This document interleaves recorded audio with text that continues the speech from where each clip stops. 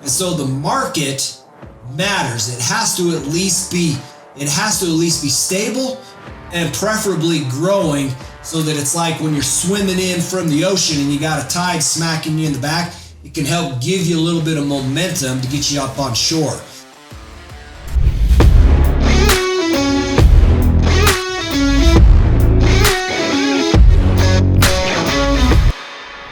Now the rags, the richest secrets. Today what we're going to go through, this is the 3 secrets to know if you should go all in on your business idea. It's kind of a big deal because you've seen lots of people go and start a business, and as they get going down that direction, they discover that their business idea actually wasn't that good, and then they crash and burn. And you might be saying, how do I know what business opportunity should I pursue? Because if I pursue this one, it will change absolutely everything for me. Therefore, I will lean in, nail it, crush it, and I will be able to be successful. And so what I'm going to break down today is the 3 secrets that you've got to identify or discover to be able to know if you've got a business opportunity that is actually worth pursuing. You could spend a great deal of time thinking that you've got something in the right area, and then you could discover that you suck. There was a guy, he was like really business savvy. He knew how to do all kinds of stuff. And as he started leaning into his business, all of a sudden he discovered he actually was not making any money. Therefore, instead of actually moving forward in life, just sat there and spun his wheels. And you're going to see people doing this all the time, making these simple, stupid mistakes that could have been avoided had they known these 3 little secrets I'm going to break for you. The very first secret is your market growing? Let me give you an example. So if you've got like the one I just previously mentioned, what this guy had done is he wanted to be able to sell more newspaper subscriptions and more selling this service to more businesses to be able to take him to grow his business. But if you pause and you think about it, newspapers are contracting and shrinking year over year over year. So no matter how good he really was, he's actually fighting an uphill battle because the market is shrinking. It's the business model has shifted. Remember when everybody used to have a phone book? I mean, good luck trying to peddle phone books and throw it on people's doorsteps now, because not likely are they going to do it. They can Google search and find everything that you provided in the phone book. Back like newspapers and stuff, their business model was actually transitioning to online, which is what made it complicated for him to be able to take and to peddle some of the services he's got. That's not to say the newspapers are dead. What it is saying is that market has shown that it has been contracting and shrinking.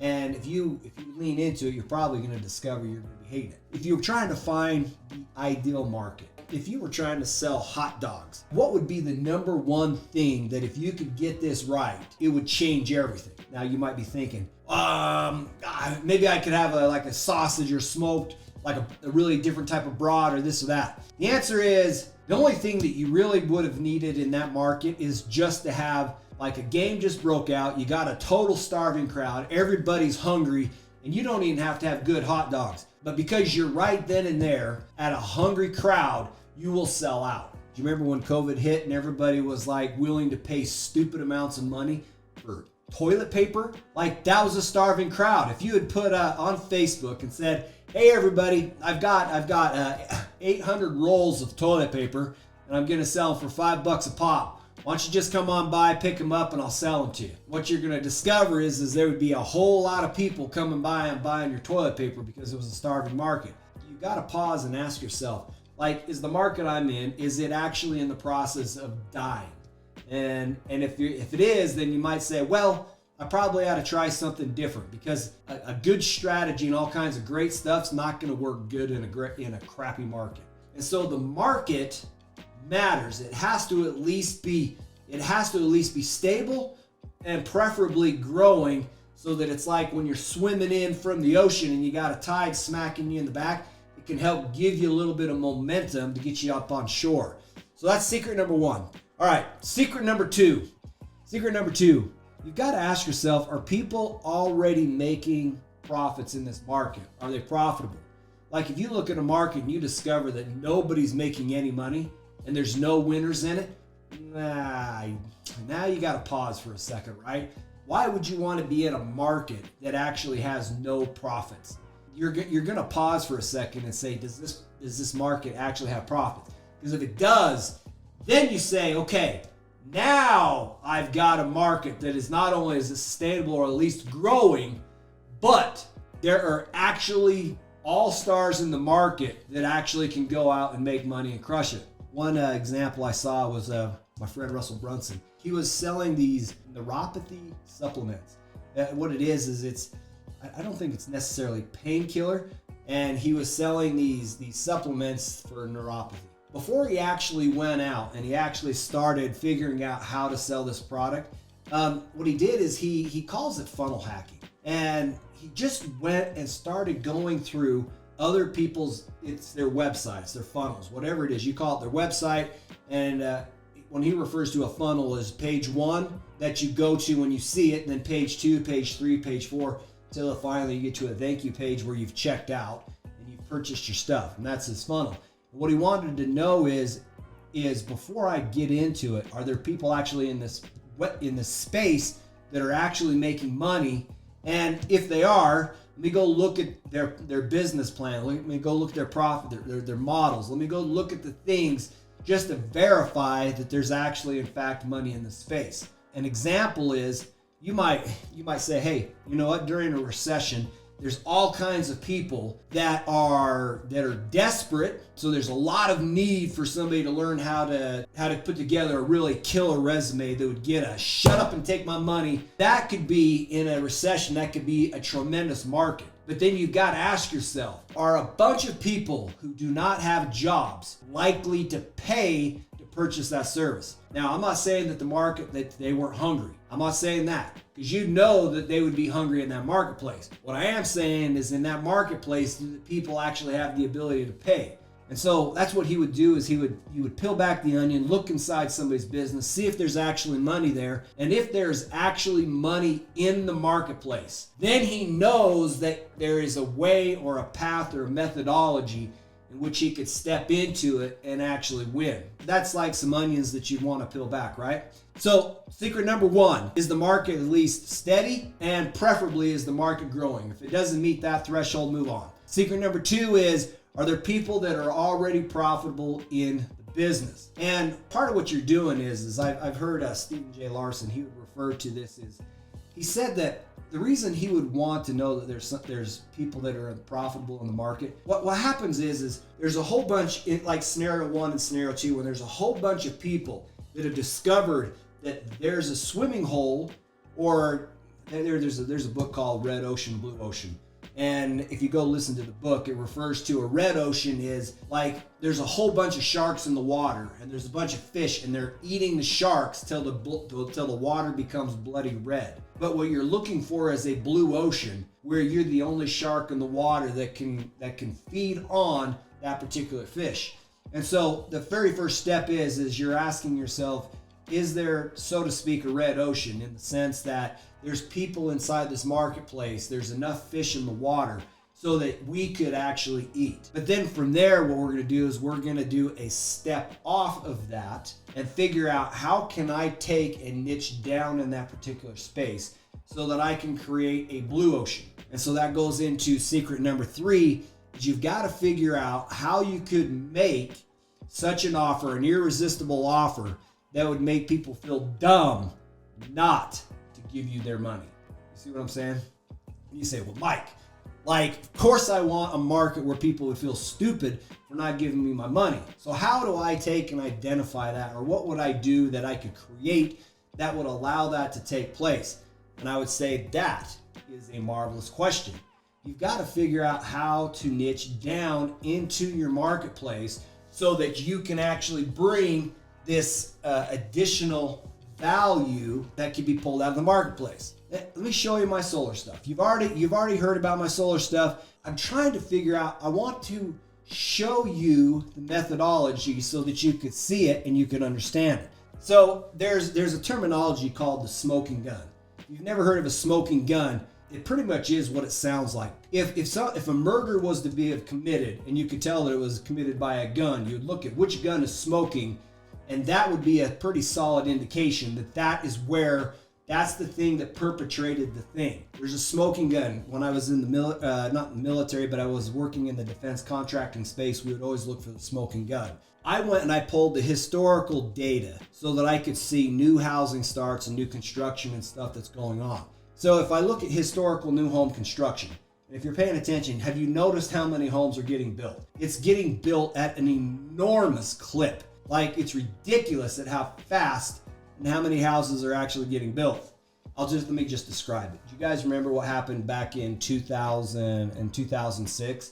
Remember how there was homes that were being built everywhere, just bam, bam, bam, bam, bam, bam, houses, new housing starts, new construction projects going on like through the roof, absolutely insane and ridiculous. And as they were taking and they were hitting, there was so many homes that it literally created in the market space a point. Just went, it's kind of like the tip of an arrow. Like the market's down here at say like, say around like say 40,000 homes or houses being started. And then what happened is it absolutely spiked up to 106. And when it hit that high point and it looked like the tip of a spear, all of a sudden the marketplace, it broke. And you're going to see on the backside of that it was a collapse in the real estate market. It was the collapse in the construction business. It died and then it kind of tapered out around 2000. It hit kind of rock bottom 2013. And then come 2014, it actually started trickling up. Now you might be saying, Mike, where are we at right now?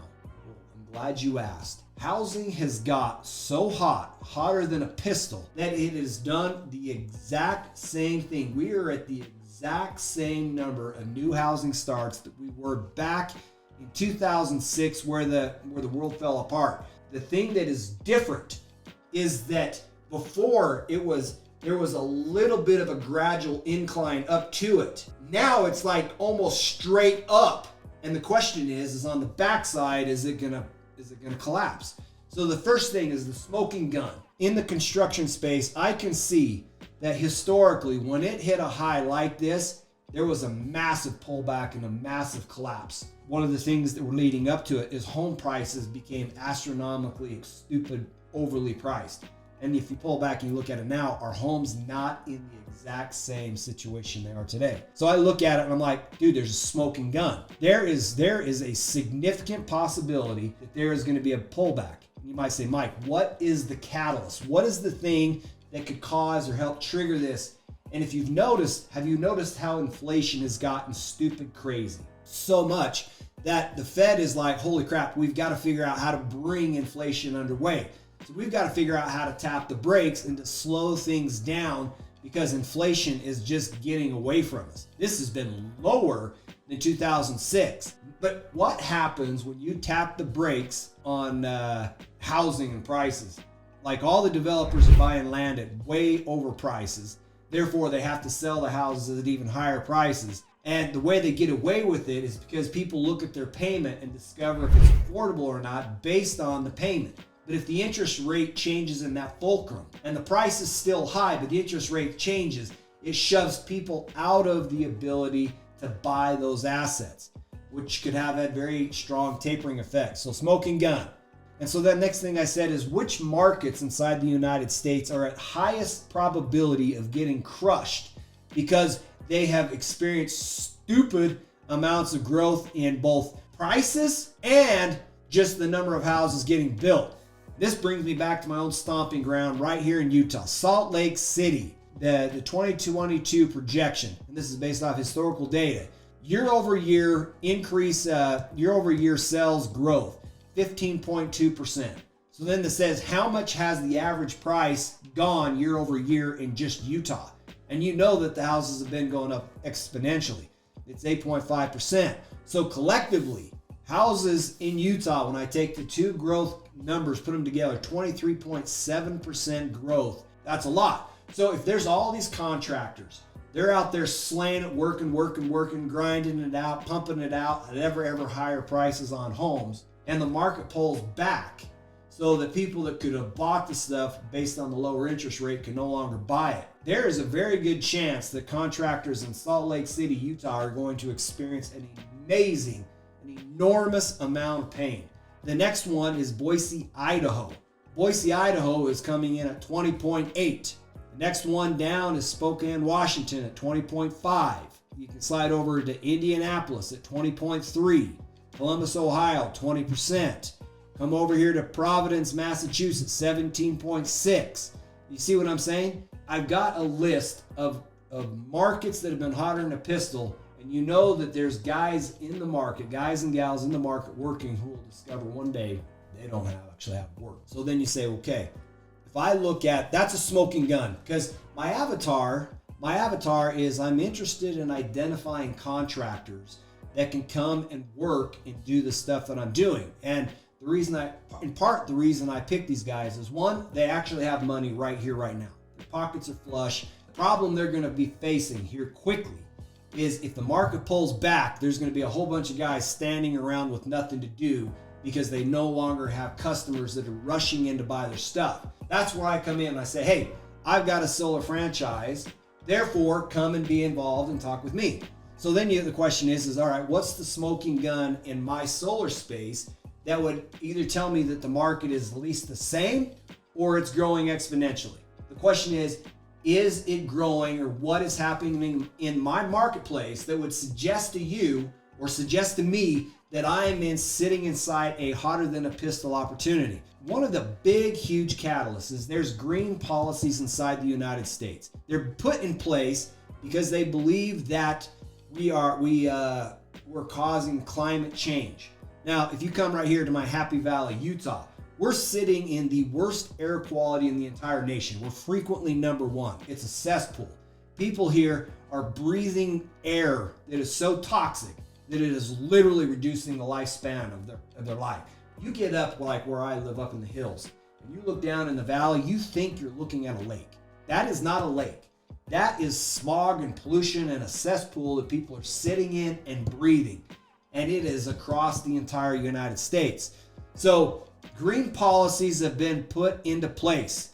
And if you look at the forecast, that every single year projected out through 2030, solar is going to grow exponentially. There are triggers, events, things that have already been transpiring that is causing this to take place. That's the smoking gun. The next smoking gun that's telling me that this market is poised and hotter than a pistol to grow. Not only is it forecasted out based on policy, have you noticed what's transpiring in the electric vehicle industry? The electric vehicle industry is absolutely exploding. It is shifting, it's transitioning, and it's moving, and it is moving at an amazing clip. Like, what do I mean? Take, for example, Tesla Motors. Tesla Motors is valued at like $600 billion.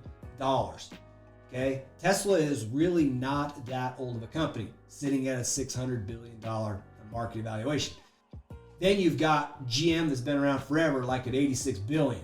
And then if you go and you look at Ford, certainly Ford has got to be a beast in this space, coming in at $50 billion. Okay, you see what I'm saying? Tesla is valued at that much more than what GM and Ford. You could take GM and Ford plus probably another 4 or 5 different automakers only to reach the market cap of Tesla by itself. The marketplace is shifted, and the amount of cars on the road year over year has been growing at exponential rates.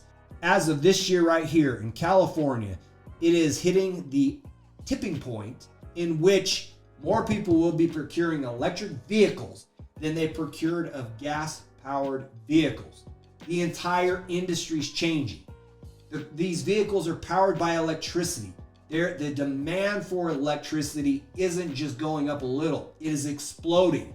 What's happening in the marketplace is there's been massive infrastructure and all kinds of stuff and resources put into play that would allow people to buy gas-powered vehicles. And the fuel source is shifting. And now we've got to figure out how to solve the problem by providing electricity. Massive shift in the marketplace. They show by 2028, the United States collectively will have reached the tipping point in which more electric vehicles will be sold every single year. How do you know that these forecasts are in alignment? Because every single major car manufacturer has declared that they will no longer be manufacturing gas-powered vehicles. And they didn't just say it, they have been putting their money where their mouth is. Okay, so I look at the smoking gun. The smoking gun tells me that the amount of electricity people need has shifted. The amount of things that people are plugging in are shifted. What I do know is there has been a massive buildup of homes inside the United States. Like, even if new construction starts, do not take off and continue to grow. There is so much inventory that can be used up in the solar space to put solar up on rooftops that we have an abundance of customers sitting out there. It makes no difference if new construction stops, because once people get connected into electricity, those homes will continue to use electricity into the foreseeable future. There is no stop in the amount. In fact, the only thing that's going to change in the future is the amount of electricity people will use. Because there was a time when the only thing electricity was for was like your refrigerator, okay? Or your freezer. Then it shifted to take and capture your air conditioning unit. But if you stop and you ask yourself, what has shifted? I now have a dishwasher. I now have a dryer. I now have a washing machine, okay? I have this. Most people seem to have a coffee thing. Make coffee, right? Okay, a coffee maker. Then you start going into all the other appliances that they have. Now they've got TVs. Now they got VCRs. Now they got Apple TVs. Now they got podcast studios, right? The amount of things coming online, consume more electricity has not slowed. It's grown exponentially. Because then all of a sudden you had iPhones. Then all of a sudden you had laptops. Then all of a sudden you had MacBooks. Then all of a sudden, you pick it. And now we're introducing the electric vehicle is coming in with a load of thunder. So the market, like the solar space and what I do, is not shrinking. It is growing exponentially. Okay, are you seeing how these three secrets that I've shared with you so far, do you see how they're coming into play? It's easier if I can show you a marketplace in which these things are taking place. It helps if you can identify a catalyst that's going to step in and that's going to cause things in this world to change. Let's go back to this electric vehicle. Let me show you the catalyst and some real life money that's transpiring right here, right now, that is causing this sucker to grab massive momentum. BMW, they have pledged and they are already investing $6.5 billion. That's how deep they're going into the electric vehicle and batteries. In fact, they're kind of a peanut compared to some of these guys. Look at Ford. I told you Ford is valued at about $50 billion. Ford is already investing between now and 2025. They've already put into play $22 billion investments into electric vehicles. Almost 50% of that company's market value is going full head pledged solidly into electric vehicles. And they are going in hardcore because the marketplace has responded to that vehicle. So they've got $22 billion pledged. General Motors, $35 billion going into EV vehicles. You go into Hyundai and Kia, they've got $7.4 billion going in. You go to Jaguar, Land Rover, $3.5 billion. If you go into just brand spanking new platforms that have not, like Rivian, right?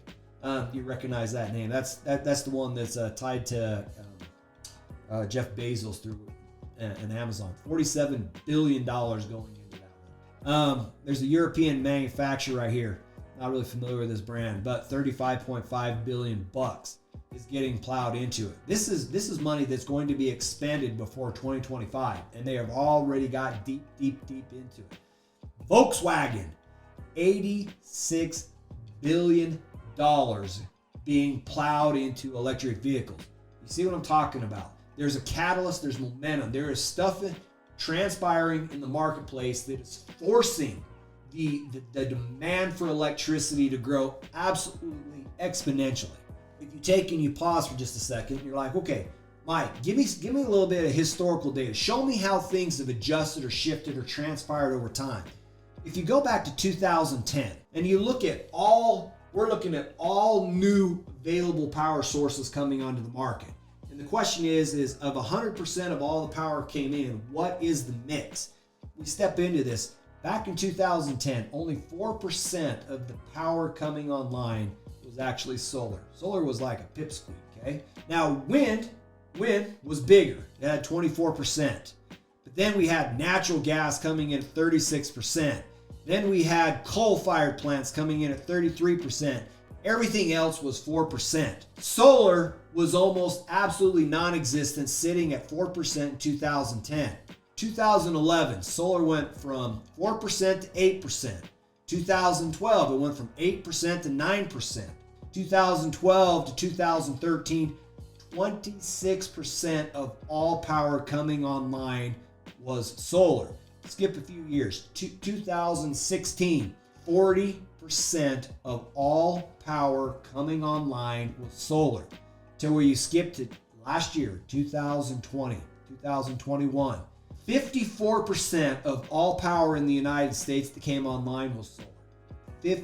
54%, more than half of all electricity that's being put into the marketplace and being generated today is solar. Or 35% of the power coming online was wind. 10% went to natural gas. Coal, virtually zero. Other, virtually zero. Solar is absolutely dominating as the major player coming online to provide electricity. That is catalyst. That is momentum. That's what, when I say find a market that's growing, this is what I'm talking about. And as I mentioned, you don't have to have a market that's necessarily growing. But if you can identify one that's growing, then you know you've got a tailwind that will smack you in the butt and make your little plane go faster.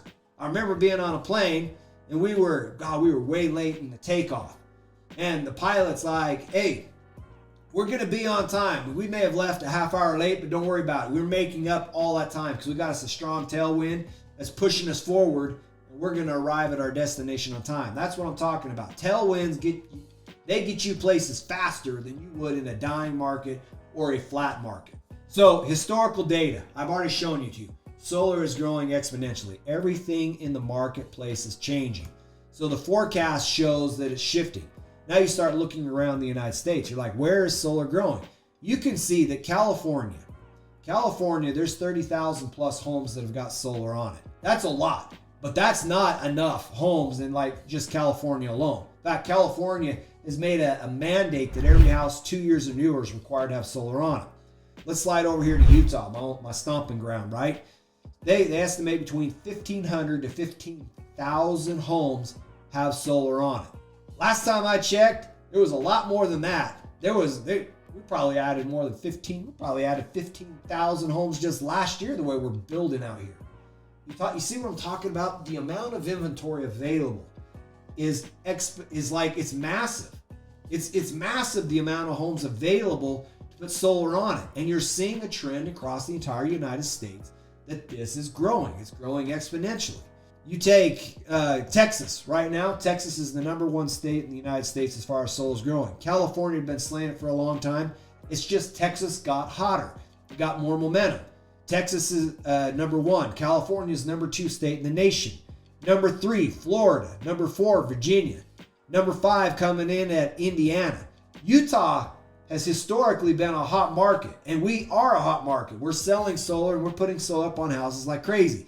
And as much solar as you're seeing going into our stomping ground in here in Utah, and you can see it, we are number 16 on the pecking order of marketplaces where solar is going in as quickly.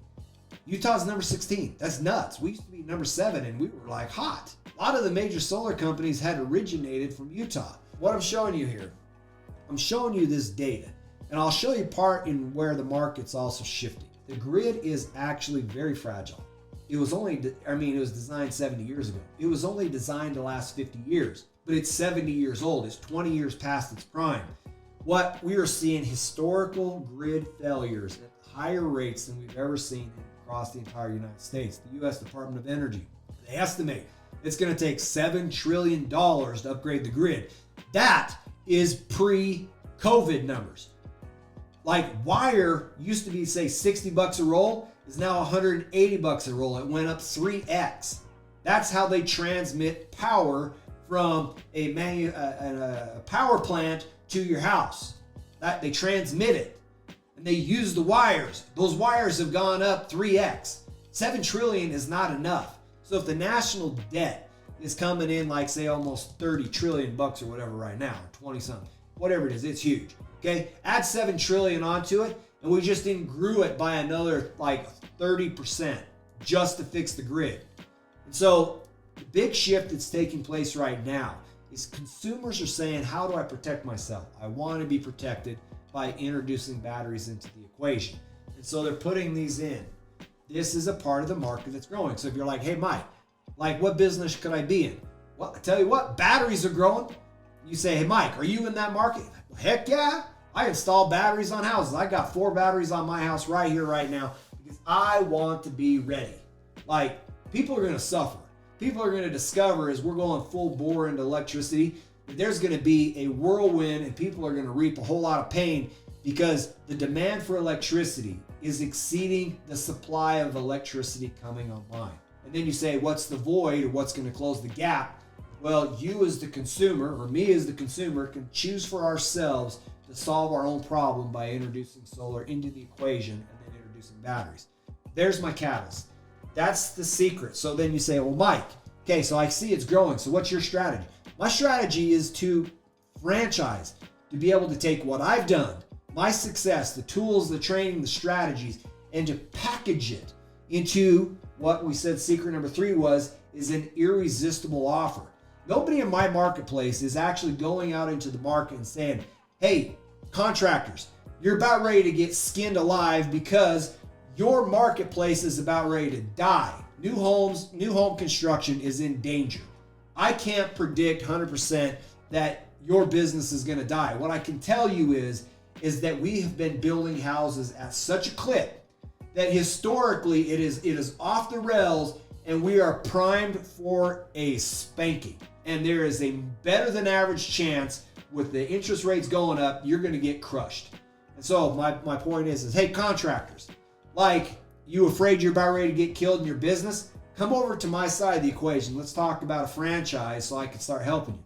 So that's where secret number 3 comes into play, where it says, okay, what is the irresistible offer that you could offer to your customer that would get them in the game? On this irresistible offer, you've got to remember the magic is making this offer so good that nobody could say no to your offer. It has to be like, oh my word, I wish I had, shut up and take my money now. Let me give you an example.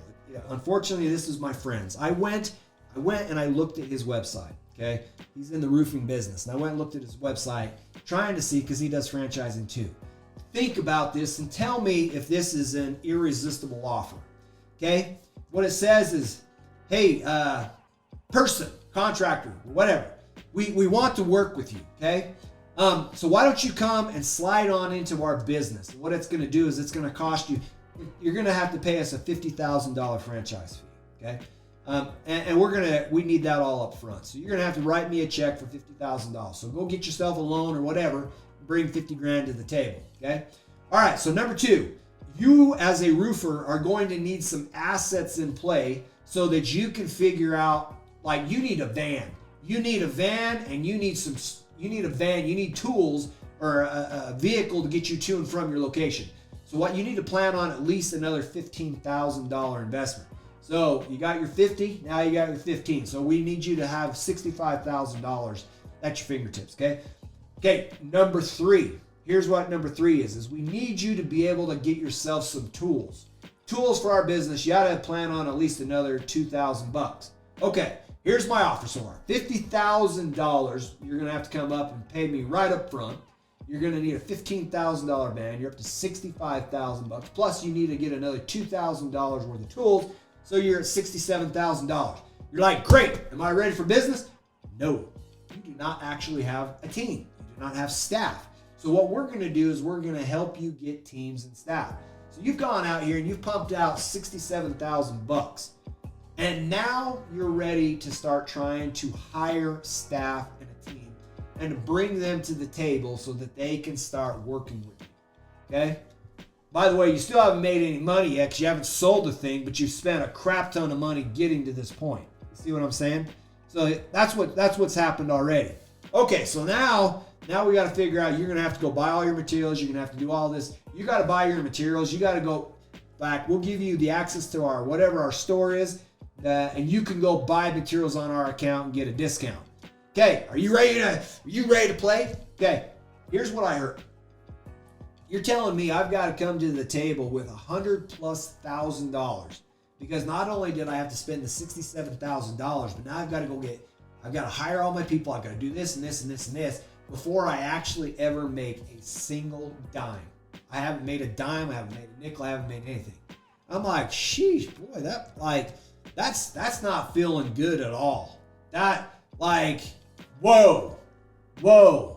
You're telling me to take $120,000 or whatever, $160,000 loan so that I can get into this game? Okay, that's the offer. Now, there's roofers in the marketplace. Okay, every roofer that wants to start out, there's a good chance that they might have something like this that they're going to have to figure out how to bolt down and get into play. Okay, so now I came over here and I said, okay, what is my irresistible offer? And the big thing is remember, an irresistible offer has to have the ability to cause somebody to say, shut up, take my money. Okay, shut up and take my money. If the offer is not good enough that somebody says shut up and take my money, you do not have an irresistible offer. If you make it so painful for somebody to say yes, then they've already said no. You've got the idea is to close the gaps. Like if I say start a business, you're going to have inside your head, you're going to go, I've got a gap. I don't know how to get my license. I've got a gap. I don't know how to get my contractors. I've got a gap. I don't know how to fund this thing. I've got a gap. I don't know how to. You're going to go into this do loop of figuring out or not knowing how to close your gap to allow you to move forward. The objective of an irresistible offer is that you anticipate. Catch this, you anticipate the next problem somebody's going to encounter and then solve the problem so that they don't have to suffer through it. You've got to close the gaps. Like if you get a baby, here, like, all right, so two people have a baby. Okay, cool, got a baby. Now what? Now you need a crib, right? Now you need diapers and you need wipes. Not only that, like you need baby clothes and you need food. You need a baby bottle, right? You're probably going to need some sort of noisemaker to cancel out the sound at night. What we're doing here is, since we know that somebody had a baby, we're thinking, how do we close all of the gaps, or how do we close the gaps so that the customer can move, they can move through the process and be able to be successful. So here's what I know. On my offer, I know that coming up with $120,000 or $160,000 before you make a dime is like stupid. That is a hurdle. That is a big sauce problem that's going to make somebody go, whoa, what just happened to me? And so here's what I come out with. This is where I step into it and I say, look, Mike, how do you create an irresistible offer? What is it? And so when somebody gets a franchise from me, here's what they're going to get. You're going to get the franchise right up front. This is valued at $50,000. So you're going to have a franchise. The next thing is you're going to need a contractor's license. You cannot go out and start doing construction without actually having a contractor's license. I've got those licenses in place. I am going to take and provide those licenses to you. I do not want you sitting around not making a dime because you do not have a license. We're closing that gap. I got the license. Boom. Solar financing. I know that you need a vehicle to be able to fund the construction of projects. You go out and generate a cell. Like the last thing you want to do is reach deep into your checking account and go buy all of the materials to be able to go put these materials on this customer's house, right? Because I'm making it so that you can, I want your risk to be low and I want you to have the ability to move forward, okay? One of the challenges of getting your hands on solar financing is the finance companies require you to generate $2.5 million in sales cash base before they're willing to talk to you. Okay, It's like a chicken and egg. How do I generate sales without financing? Good question. Well, if you don't do it, then you can't get the financing. It's a chicken and egg problem.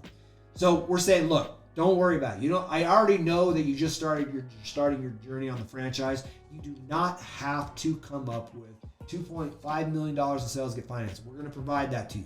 That is valued at $50,000 bucks. So look at the value coming along so far. Franchise, you got a franchise, boom, $50,000.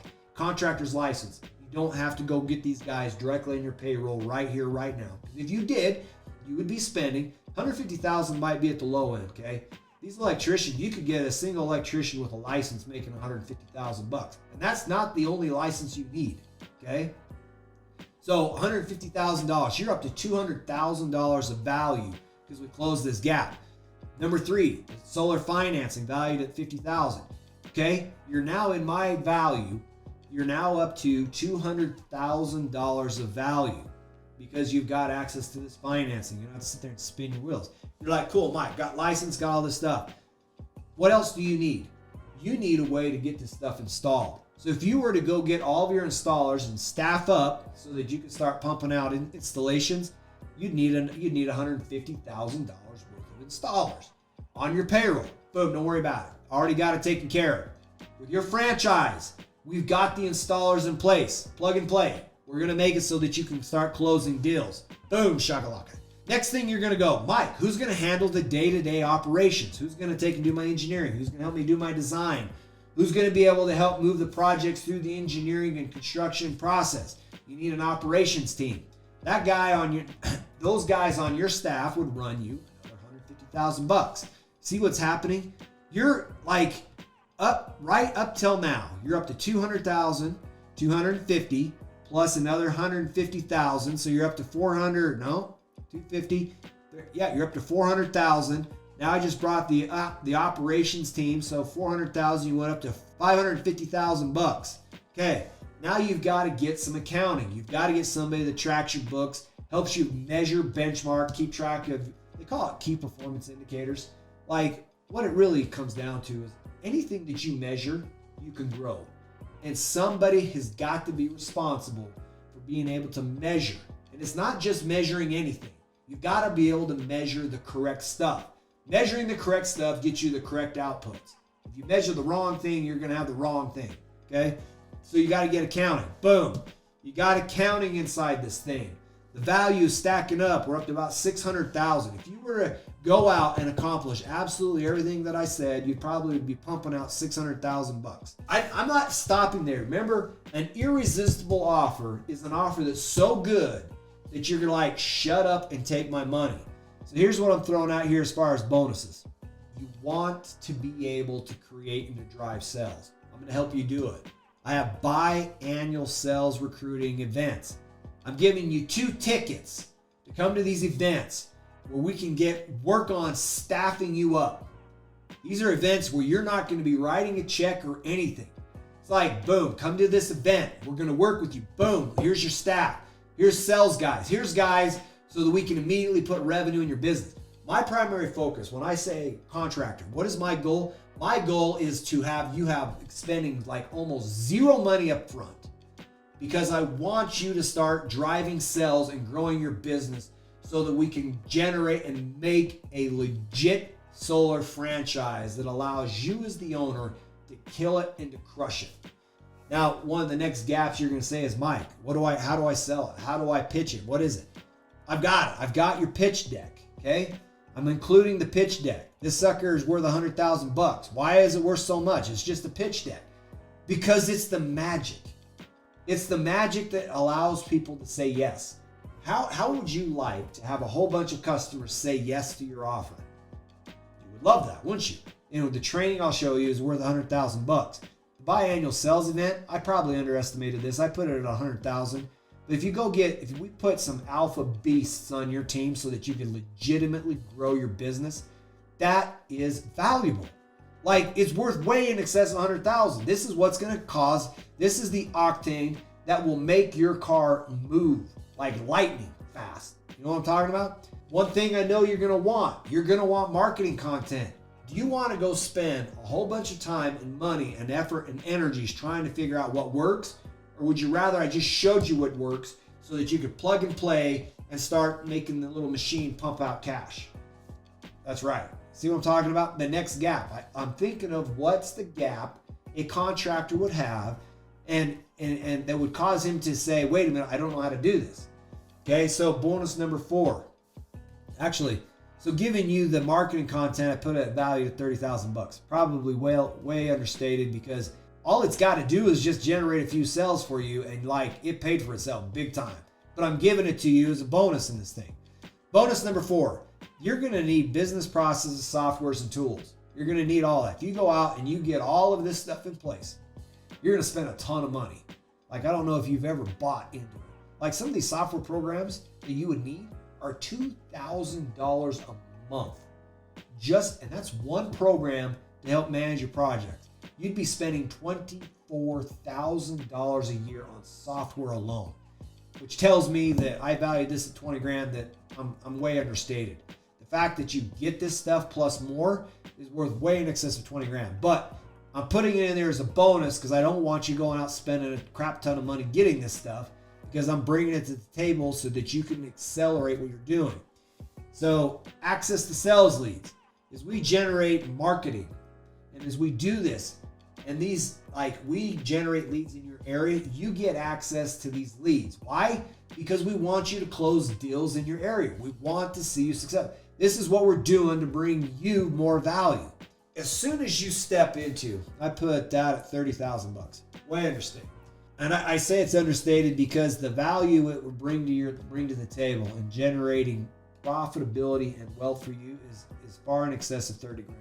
30 grand is just, it's peanuts compared to it. Okay, Solar Lords training. You've come into the franchise. You've now entered the space of becoming and being a Solar Lord. When you do that, we're going to spend time with you making sure that your business is not just growing, it's accelerating. Our goal is not to help you be successful. Our goal is to put you into the millionaire club. The millionaire club. I have a club that's called the 𝗪𝗡𝗪𝗀 I actually think it's the 𝗪𝗡𝗙𝗪𝗀 Club. It's got an S on it. The 𝗪𝗡𝗪𝗪 Millionaire Club. Why? Because see those rewards right there on the wall? Boom, shakalaka. Our goal is to get you to the $1 million mark. Our goal is to push you through to the $10 million mark. When you hit the 10 million, I'm going to take and push you through to the 25 and 50 and 75 and $100 million mark. The idea is to make you stupid wealthy. Like, if you don't want to be stupid wealthy, that's fine. We're going to take people with you and help people inside your company prosper. So, Solar Lord training, you put it at $100,000 value because it's going to be fuel to make your machine go faster. So, bonus number 7, you're going to want a website. Now, you could go hire a web designer. You could pay him $60,000 to build this thing out. You could go hire somebody from Singapore and they would spend $1,500 building something out. But a website that doesn't convert and doesn't allow people to discover you is probably a website that doesn't do much at all. You see what I'm saying? So the big idea is we're going to help you with the website, $30,000 value. And then here's the number 8. This is the big ticket kicker. You got to be crazy. I've got a 6-month money back guarantee. And you're like, what? Now you say, Mike, all right, so now that you've shown me this whole thing, that's like stupid. I valued everything that we're bringing to the table as I went through it, and you heard me talk the numbers. You heard me say the numbers. I had this valued at $1.1 million. The franchise is $50,000. Having contractors, the actual licenses that allow you to grow, $150,000. The solar financing, having cash up front, meaning you do not have to pull money out of your pocket to do a solar project because the financing is already in place to allow you to move forward. So solar financing valued at $50,000. The installation team, you don't have to go hire installation teams. We're going to help you build all this stuff out because in the end, I want you fully operational like a franchise. But I'm making it easy to get in the door. I've got those guys in place. They're already on staff. They're already there. We already have them. So we're going to allow you just plug into the thing.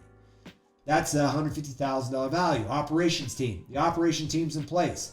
$150,000 value. Don't worry about that. Let's get your business going. Accounting. You got your accounting and your key performance indicators, KPIs, your measurements. $70,000. It's in place for you. Okay, bonuses. We're going to do a sales rep recruiting event valued at $100,000. Are you seeing this? As I'm going through this, the main thing is to observe that this is a irresistible offer, which allows you to say yes. And I've got a big nugget here at the end that I'll share with you that will make it so you can, like saying yes, it would be stupid not to say yes, okay? Recruiting event. I got 2 recruiting events, $100,000 value. We're going to put some studs on your team, some alphas, okay? Bonus number 2, a training and pitch deck. That's valued at $100,000. That's the secret sauce that allows you to sell. Access to marketing content, valued at $30,000. Business process software and tools, valued at $20,000. Access to sales leads, $30,000 value. Solar Lords training, where we get you up to speed, $100,000 value. Alpha powered home website, we're going to plug you in, $30,000. You got to be crazy, 6-month money back guarantee, $100,000. Why do I show that being so valuable? Because it's more than what I would probably charge you for your franchise. But because I'm going to be putting so much time and effort into you, it is not free for me to bring you up to speed to make you a stud, okay? That's what we're bringing. So $1.1 million is the value of what we got. Now you say, Mike, like who would pay that much money to get into a solar company? Okay, let's bump it up. Let's go back and let's take a look, see what's happened in the marketplace. You guys recognize the name of Elon Musk. How much did Elon Musk pay to acquire Solarcity? Good question, right? Elon Musk paid $2.6 billion to acquire Solarcity. Yes, it had a pile of assets. He paid $2.6 billion to acquire Solarcity. How much did Sunrun pay to acquire Vivint? $3.2 billion to acquire Vivint. Okay, that's what he paid. There's another company, local, Solcius. How much did Sunworks pay in cash to acquire Solcius? $51.8 million. They paid it. Why? Because they had the resources and assets in place that I have just shared with you in my irresistible offer. Now you say, okay, cool. Now I'm starting to see some of it. I want you to be successful. So here's what we're going to do. There's not very many slots. I've only got 3 slots available for this upcoming one. The one I've got coming up right here. This is called the Solar Lords $1 Million Spring Launch. I've only got 3 franchises available to get this. Okay, so what's the clincher? What is it that allows you to have a completely irresistible offer? So far, it's great, right? You can get this. You don't actually have to pull out a $50,000 check, okay? I'll just finance it up front. You can pay this out over the next 6 months. You just make your monthly payments. What that means is you can generate the cash on a monthly basis to earn paying for your franchise. And during that window, I'm going to spend time with you getting you in place where you actually have your own contractor's licenses. We're going to work on getting the staff, but I am not going to have you sit around not doing anything, going broke by pumping out tons of cash. I want you to be able to be successful. The easiest way to be successful is to start bringing money in immediately. That's my drop mic. That's my irresistible offer. If you take a look at what this is versus how my friend presented his, he's telling you you're going to roll into his thing at 100, and it's more than that, right? It's more than that because you've got to put staff in place. So by the time you get done putting staff in place, like you don't have any sales, but you got staff in place that are drawing paychecks. That means you're digging a hole faster than you want to. And you've got to figure out how to sell your way out. I'm saying screw that. Let's close every one of those gaps and allow you to start moving forward on sales. And then we will backfill it so that you operate a profitable business day one instead of trying to dig out of a hole in 6 months from now or whatever it is to be able to get unearthed enough to be able to allow you to move forward. That's the difference. That's what I'm talking about. That's why I was sharing this thing with you so that you can step back and say, okay, how do I know if I should go all in? So we'll do a refresh on those secrets. How should I know if I should go all in? Well, is the market growing? The only thing it can't do is be dying. So is it growing? That's secret number 1. 2, are there people in the marketplace that are being profitable? I showed you in solar, like $3 billion, $2.6 billion, like huge sales of solar companies are transpiring. People don't buy or spend money like that for things that don't have value. See what I'm saying? So there's profits inside the marketplace. And then you have to ask yourself, what can I do inside this marketplace that puts me in an ocean of one? The good thing is there's so much demand and there's such a shortage of solar guys doing it that it's okay that it's almost a little bit bloody, because it's not completely bloody. There's still blue. Now from here, you can carve out your own marketplace, which is where I'm going into and doing franchises, and I'm making it so you could say yes easily. I'm building my own blue ocean. That is how you take and use the 3 secrets to slay it. That's how you know if you should lean in, go in all the way, because you can kill. That is another Rags to Riches Secrets.